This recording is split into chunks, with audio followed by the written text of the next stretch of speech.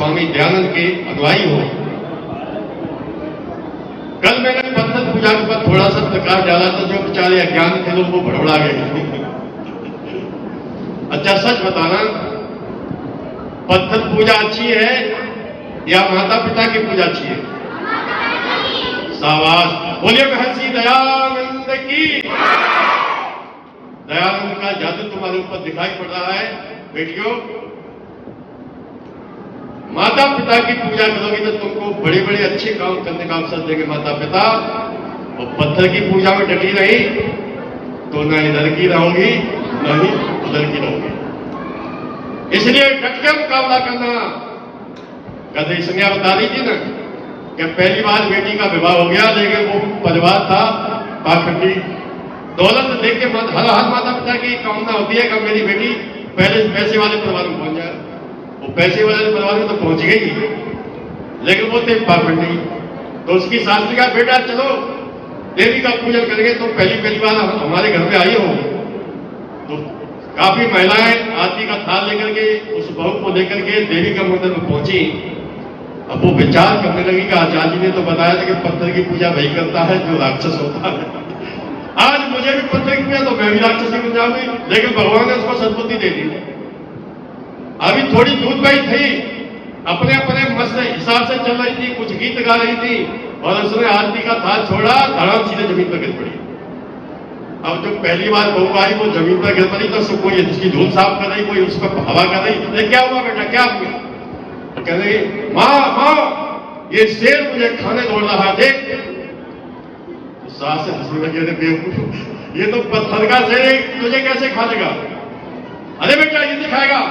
सास ने जाकर पूरा हाथ शेर के मुंह में डाल दिया।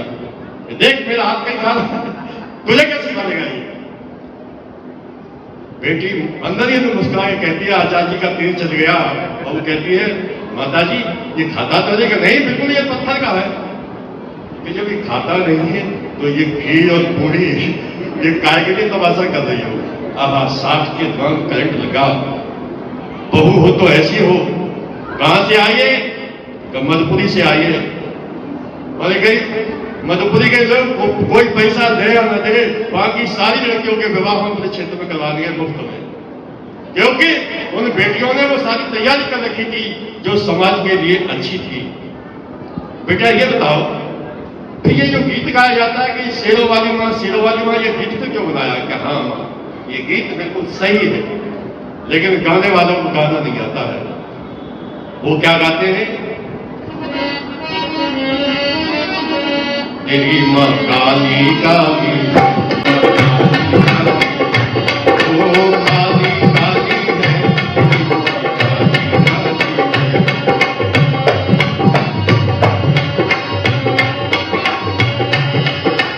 एक हाथ में खप्पर, एक हाथ में खंजर, एक खप्पर खाली है।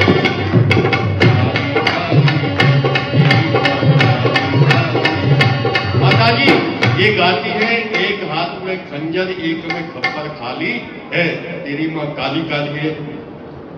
और माता जी जो असली गीत है वो ये है क्या? मेरी माँ शेरों वाली,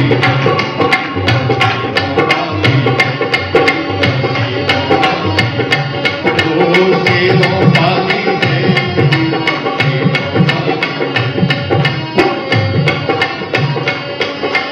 जिसके वीरों की दुनिया में, जिसके वीरों की दुनिया में शान निराली है।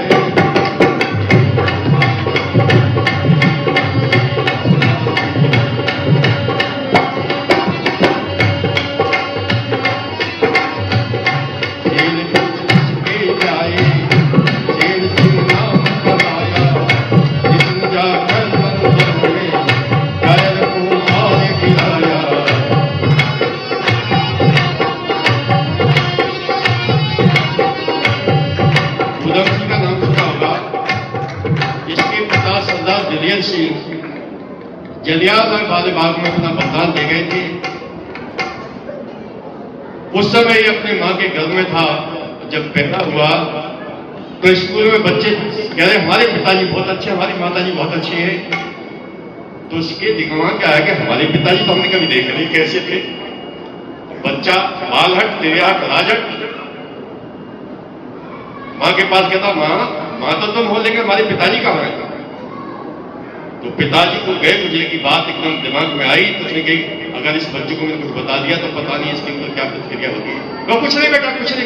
नहीं, अगर तुम पिताजी को नहीं बताओगी तो कल से खाना खाना बंद, पानी पीना बंद, स्कूल जाना।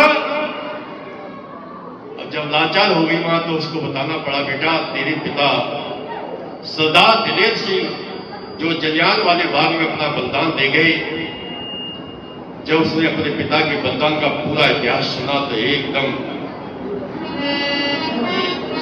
सुन बात आगे बैन नैन हुए प्रचंड, बालक उधम सिंह के फरकन लगे, एकदम उसके नफरत उठने लगे। उस दुश्मन ने, अंग्रेज ने मेरे पिता को मारा। मां ने बड़े प्यार से उसके सर पे हाथ रखा, बेटा अगर तुम मुझे मां मानते हो तो मेरी कसम खाओ, मेरे सर पे हाथ रखो कि जब तक तुम पढ़ लिख नहीं जाओगे तब तक कोई कदम नहीं उठाओगे।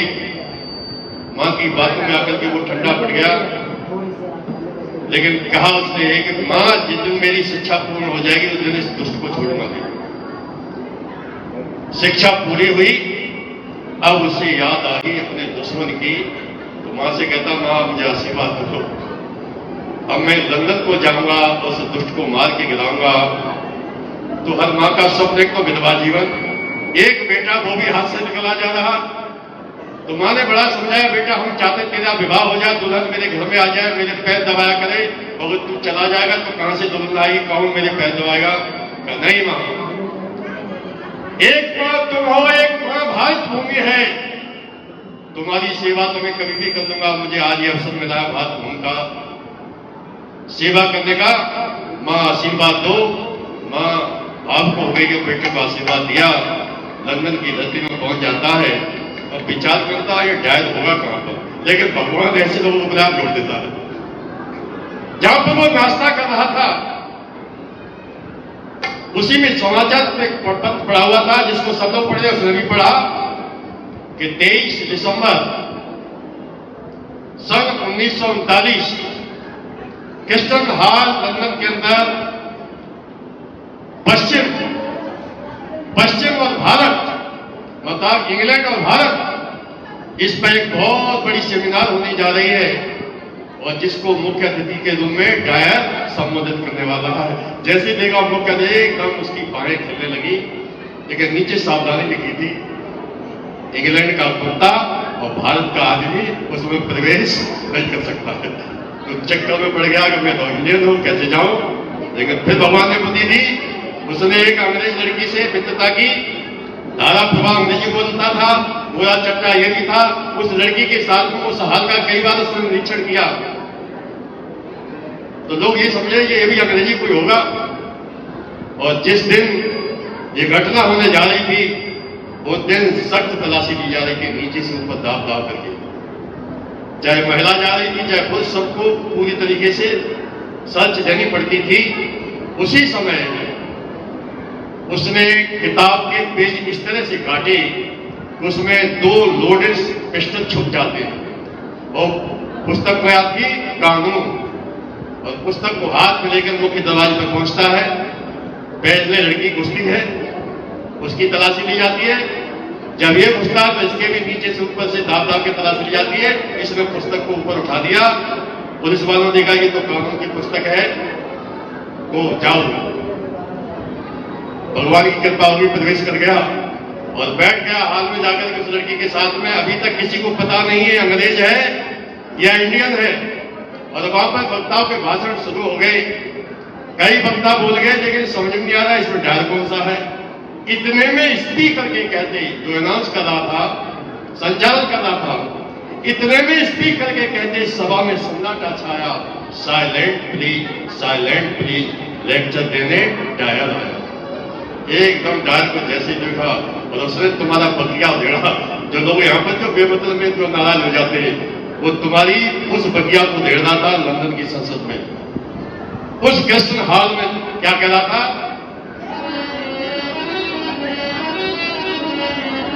भारत है भाइयों मूर्ख जनों का देश।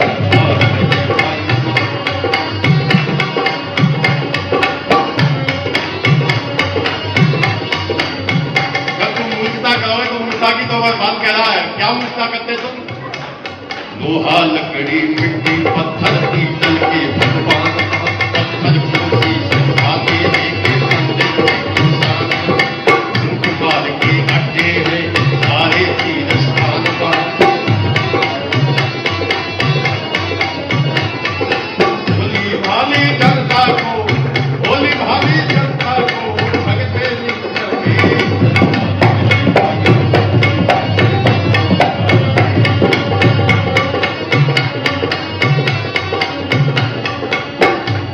और क्या मूर्खता करते हो? नाग पंचमी के दिन नाग फूल का दशहरे के दिन नीलकंठ का दीपावली लक्ष्मी का फूल करते। तुलसी केला और आंवला, तुलसी केला और आंवला छोड़ा नहीं तुलसी।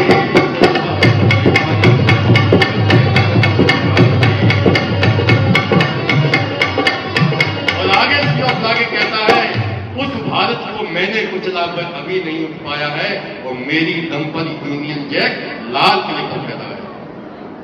ये इतनी घमंड में उसने बात की तो इतने में एकदम उस शेर को एकदम तैस आ जाता है, और बिना बुलाई बिना किसी के अनाउंस किए सारा गेम कहता है जिस भारत को तूने कुचला वह अभी नहीं उठ पाया है, लेकिन उसका सपूत उधम सिंह को उससे बदला लेने। तो जो संचालन करता है, भैया संचालन हम कर रहे हैं, और वो कहते ये बोले तुम कौन हो, तुम्हारा क्या परिचय है? धर्मप्रेमी सज्जनों, भारत का भगत से उन्हें क्रिश्चियन हार लंदन में अपना परिचय देता है। क्या कहता है? महाराणा प्रताप का भाला और सिंह शिवा की शमशीर, अमर सिंह की प्रश्न कटारी।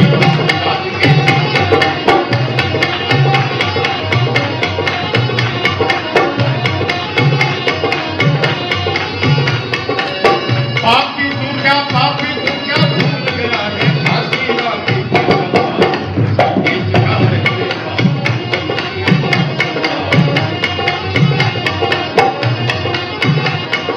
पापी दुर्गा भूल गया है फांसी रानी की तलवार। उसी देश का रहने वाला उधम सिंह कौन सरदार, और खुद से पुस्तक को नीचे गिरा देता है।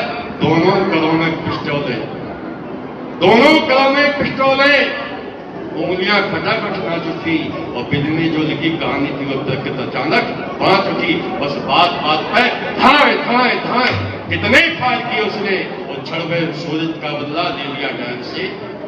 3 गोलियां सीने को दादी। भगदड़ में उधम सड़कों में जो मोर दिखाई देता था, जायद का किलर इंडियन है, ये शोर सुनाई। सारे हाथ में भगदड़ मच गई, और वो मेज के ऊपर गिरा और ऐसे टांगे फटका रहा है जैसे साइकिल चला रहा हो। थोड़ी देर के बाद जब उसको कोई पकड़ नहीं पाया तो उसने कहा तुम्हारे बस की बात नहीं है। उन हथकड़ियों को लेकर अपने हाथ में हथकड़ियां कसनी, हिल गई देश की हथकड़ियां। ऊधम के बंधन में आते ही और भारत वर्ष गूंज उठा एकदम इस समाचार को पाते ही। तार अखबार भेज रहे खोल, रेडियो दिल्ली में रहे बोल, आज खबर मिली अनमोल बड़ा डायल दुखदाई है, ऊधम ने ऊधम मचा कर डायल की। ये थी बहुत शेर, और सारे शेरों को सुना दूंगा तो शाम हो जाएगी, इसलिए इसमें आज आ चुकी है। और हमारे बड़ी शास्त्री जी हैं, हम इनसे बड़ी अपेक्षा रखते हैं, क्योंकि भगवान ने सारे साधन को दे दिए हैं, इनकी अथक मेहनत का प्रयास है। और आज जो अभी अभी जो कांड हुआ है पिताजी के गांव में, शराब के कांड, आज शराब के कांड कितने कांड हो रहे हैं। शराबी बाप बेटी को पीट रहा है, उसकी मां को पीट रहा है, क्या तमाशा बना के इस देश को विश्व में सोने की चिड़िया पहले तो उसका ये हाल हो रहा है। इस सब का दोषी कौन है? जो शासक होता है, जो राजा होता है, वो होता है। वो राजा जो कहता है हम तो योगी हैं, क्योंकि योगी के राज्य में शराबी माता को पीट रहा है, पिता को पीट रहा है, बेटी को पीट रहा है, और तब भी योगी बना बैठा है।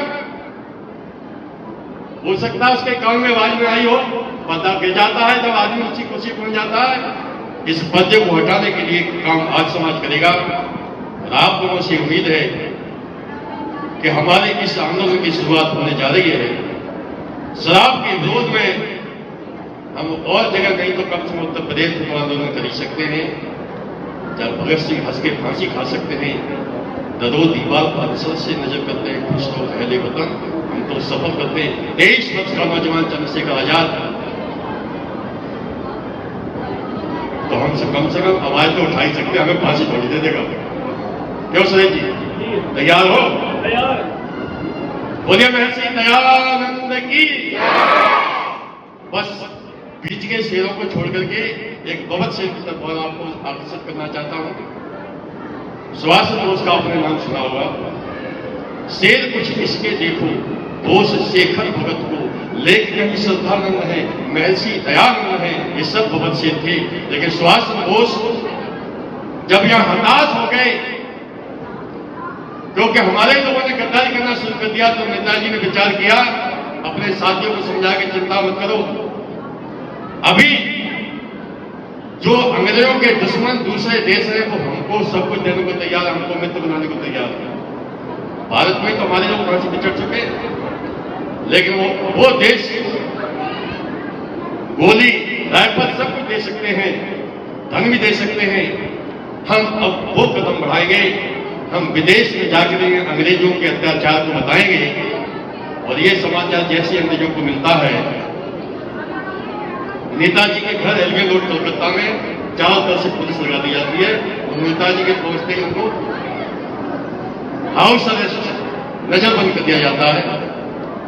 3 महीने तक इलाज के बाद वो अलग कहानी है, वो निकल जाते हैं। और जब निकल के जा रहे हैं तो एक गीतकार मिल जाता है, क्या कहता है, अरे नेताजी कहाँ मारे मारे घूम रहे हो, मेरी तरह विवाह करके अपना जीवन आनंद से व्यतीत करो। मन की हालत साफ बताती खिंची भात पर विशाल रेखा, मैंने दुनिया का सुख देखा, बोलो तुमने क्या क्या देखा। और नेताजी हंसते हैं, अरे बेवकूफ शादी को तो सुख मानता है। उत्तर में वो कहा बोस ने, तुमने सुख की घड़ियां देखी, मैंने कृषक मजदूरों की आंखों में आंसू लड़ियां देखी। देशभक्त सज्जन सत्तों के हाथों में हथकड़ियां देखी, पंजाब के श्री लाला जी का लाठी से शीश फूटते देखा, लौह को सरदार पटेल को जेल में मूझ उठते देखा, भीगे बेतों की मारों से कितने आह सशक्ते देखी, अशफाक बिस्मत रोशन जैसे फांसी पर तीर लटकते देखी। हर होली दानवता की आह भूख से तड़प तड़प लाशों को सागर में फिरते देखा, और लड़के और लड़कियों को 10-10 आने में 10-10 आने में खरीद के लोग गोला बनाते थे अंग्रेजों के समय में, और भारत के लोग सहज उसको स्वीकार करते थे। इसलिए धर्म प्रेमी सज्जनों, लड़के और लड़कियों को 10-10 आने में बिकते देखा। हमारे सुरेश जी ने आंदोलन के लिए 100 रुपए दे दिए बद्री शास्त्री, याद रखना। लड़के और लड़कियों को 10-10 आने में बिकते देखा, आह भूख से तड़प तड़प लाशों को सागर में रखते देखा। जो लक्ष्मण सीता के हरण के समय क्या कर सका था, उसी गात करने के लिए सुभाष चंद्र बोस कहा जाते हैं। जर्मन अपने मित्र देश में जाते हैं, बहुत बड़ा इतिहास है। अगर नेताजी सुभाष चंद्र बोस नहीं होते तो देश आज भी गुलाम होता, दुनिया की मुक्ता करने की। लेकिन उस इतिहास को उनको दफन कर दिया गया, और यहाँ क्या प्रचारित कर दिया सिनेमा के नचकियों ने, दे दी हमें आजादी बिना भटक बिना। जब हमारे भैया विश्राम जी भी सलाम के आंदोलन के लिए 100 पत्राएं प्रदान कर रहे हैं, आपका बहुत बहुत धन्यवाद। बैठिए ऋषिपाल जी। धर्म प्रेमी सज्जनों, ये शुरुआत हो चुकी है, यही से शुरुआत हो चुकी है कि आंदोलन विकराल रूप लेगा, और ये एक चीज को चेहरा दिखाएगा। आपने शीशा देखा है? क्यों जी, शीशा देखा है आपने?